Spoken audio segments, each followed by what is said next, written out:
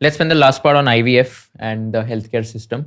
How corrupt do you think is India's private healthcare system on a scale of 1 to 10? 11? Oh Not my allowed God. 11? Huh. Okay. No, I'll tell you why it bothers Yeah. me so much. Because I think doctors always used to be looked up to once upon a time. You were trusted. People put you on a platform and said you were God. You had a lot of control and you had a fiduciary responsibility, which is why you swore the Hippocratic Oath. You betrayed all that for many reasons. Now, everyone says, yeah, Dr. Malpani, you were born with a silver spoon. Your parents were doctors. You're in Mumbai. You're doing IVF. You're a rich man. People will always do that. What choice do we have? And then all kind of, I spent so much on my degree. I need to recover my investment. I work for a corporate. If I do not meet my revenue targets, I'll lose my job. पापी पेट का सवाल है या मैं 10 साल के लिए तो कट दूंगी एक बार मेरी इनकम ठीक हो गई तो मैं कट देना बंद करूंगी और I have to give cuts because everyone else is giving cuts. If I don't give cuts, I'll starve. You can always justify everything you do. It's not very hard. The easiest person to fool is yourself, and that's what they do it. And therefore, you're taking undue advantage of people, and that often bothers me. And I think the good news is there are healthier alternatives available. Will they ever exist in India? I doubt it. And the reason is, again, because all these PE players, all they care about is number of beds, average revenue per bed, occupancy, how much. So you're milking the system for all the wrong reasons, which is why it's now a battle of hospitals versus health insurers. Notice I did not say hospitals versus doctors. Ideally, it should have been corporate hospital managers who are out to make money versus ethical doctors who will speak up for their patients. Who will say, look, this patient doesn't require a CT scan. This patient doesn't require an operation. I'm not going to do this just because you're going to tell me, because this is not in my patient's best interest. Doctors have become completely spineless. They're buckled over. Jo manager bolega, wo main karunga. So it's no longer, no one expects a corporate hospital manager to be ethical. Everyone expects them to be greedy. The tragedy is, doctors have started towing the same line. And then, you have one, then you have a second. This is a story which is played out in the US. And it's a standard SOP. You first buy one or two leading practices, you convert them, and then you go to the third one and say, you fall in line, or I'll, get all your patients because I'll give them discounts of 50% and stuff. So anyway, it's a dirty game, and that's what all these corporates do. That's how you play it. So you give fake ads, you make fake promises, you hold all these free camps, all that good stuff. And individual doctors don't have that ability because guess what? It's not a level playing field. Corporate hospitals can do any ads they want. Individual doctors can't because you're bound by the Code of Medical Ethics, which the National Medical Commission has. We filed a PIL about that as well because I think that's unfair. It's bad for patients. Again, but okay. So it's now hospitals. The doctors have forget about being knights. They're not even knaves. They've become pawns. Jo bolega wo karega and don't have a choice. So now it's become hospitals versus health insurers, which is a bit ironical because health insurers are also as greedy and as corporate. So, when two elephants fight, we'll see what happens. We have a solution for this at some point, still in progress. What we're trying to do is democratize medical expertise. Let me explain that. What does a patient want? Patient's life is simple. He only wants one thing.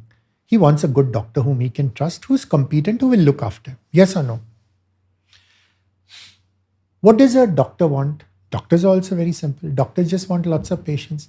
I'm happy operating. The more I operate, the more the money I earn, the more the professional reputation, the more lectures I get invited to. So that's a straightforward relationship.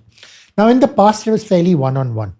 And then in the past, you had a family doctor also who was ethical, who would know who the good doctors are and would send it.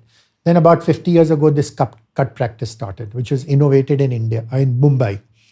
So then the cut was basically, boss, to mere paas patient bhejo, main tumko 10% dunga. That 10% has now become 50% or whatever else it is, some ridiculous amount. 50%? My God. So what is it's a slippery slope, boss. आज मैं तुझको 20% दे रहा हूँ. तू GP है, तो मुझको patient बेचता है.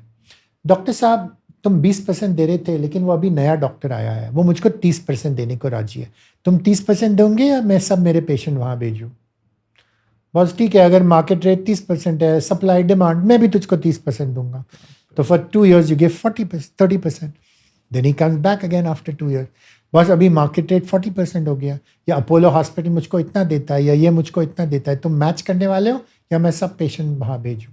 Anyway, so that's basically how it starts and how it just keeps on getting worse, and people don't have this thing. So what have we been trying to say? All these people are acting like middlemen.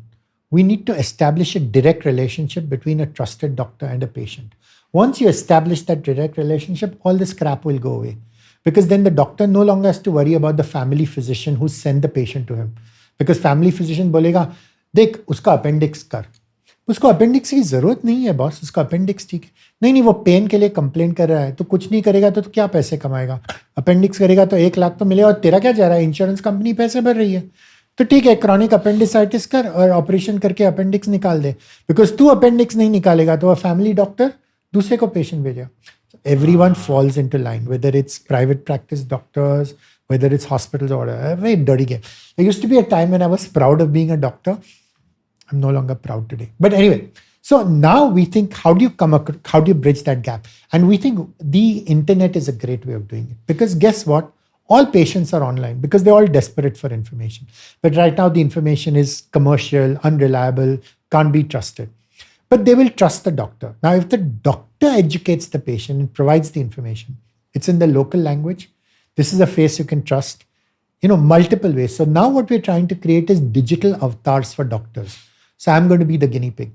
So now guess what? There will be a digital avatar for Dr. Malpani. This will be a Zoom consultation you're doing with so it's all video to video. You will not be able to make out it's not Dr. Malpani. That's the gold standard. Hopefully you get there. But this is now being powered by a small language learning model, which has been fine-tuned enough that it's only based on what Dr. Malpani has created. So it's not going to tell you all the 50 rubbish things you're going to find on Google. This is Dr. Malpani's opinion. Take it or leave it. It's documented. Everything is written down. You can do it as many times. You can do it in any language you want. It's much kinder than Dr. Malpani because Dr. Malpani is also a human being. I get bored, irritated, hungry, angry, 50 different things. The digital avatar doesn't. He remembers everything you said the last time. He will take off this thing. You can share it. You can call your wife in on the consult. You can call your friend who's a cousin in the US on the consult. And lots of other things. Then you can upload all your documents. We'll OCR them. We'll summarize everything for you. We'll prepare your medical records for you. We will organize them in such a way. So we think this is win-win-win for everyone. It's great for patients. It's great for doctors because doctors love well-organized patients. It's great for health insurers because then you can't cheat and say, ye nahi tha, because sab kuch documented hai. So we'll see. So we think it's great for ethical doctors. And in this exactly, can you just explain in terms of how does this commission or the cuts process work? So for example, if I'm a patient, I go to a GP. Then he recommends me to another doctor. And then that doctor will give this GP a cut from the fees that I am paying to that doctor. ऐसे ये चलता है. And it's a standard kickback, standard commission, which happens across all industries. And that's the justification which doctors use. बाकी सब लोग कर रहे हैं तो हम क्यों नहीं करेंगे? If you learned something new from this video, do share it with your friends and subscribe to this channel so that we can bring you the best content possible. Also, if you want to watch this entire episode, click on the link in the description box and you can go to Kushal Lodha YouTube channel and watch the entire podcast episode. Thank you so much for watching this and have an amazing day.